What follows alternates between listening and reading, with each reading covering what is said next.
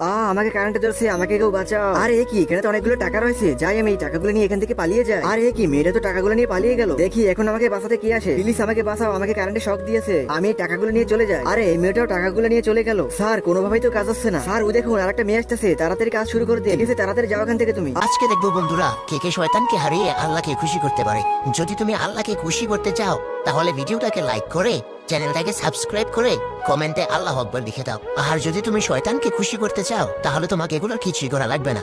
আমাকে শর্ট করছে, কেউ আমাকে বাঁচাও। আরে আমি এখন কি করি, আমার তো এই লোকটাকে বাঁচাতেই হবে। তুমি আমাকে এত বড় বিপদের হাত থেকে বাঁচালে, তোমাকে অনেক ধন্যবাদ। স্যার এই নেন আপনার টাকা। ঠিক আছে আমি এখন যাই, আমার কলেজে যেতে হবে। মেয়েটাকে আমার অনেক ভালো লেগেছে, মেয়েটা মনে হয় এই কলেজেই আছে। হ্যাঁ ওই তো মেয়েটা ওখানে বসে লিখতে আছে। কাউসার তাড়াতাড়ি আমাকে আন্টিটা দাও, আমি এখনই গিয়ে ওকে প্রপোজ করবো। তোমরা সরো এখান থেকে। তোমার সেদিনকে কাজটা দেখে আমি অনেক খুশি হয়েছি, সেই জন্য আমি তোমাকে বিয়ে করতে চাই। আমি আমার বাবাকে অনেকগুলো ছবি দেখিয়েছি, কিন্তু আমার বাবা তোমাকেই পছন্দ করছে, সেই জন্য আমি তোমাকেই বিয়ে করতে চাই। কারণ তুমি যে কাজটা করছো সেটা আমার বাবার কাছেও ভালো লাগছে। আর এই না ওই টাকাগুলো তুমি রেখে দাও, তোমার কাজে আসবে। আমরা কি দেখতে সুন্দর কম, আমাদেরকে প্রপোজ করলো না কেন?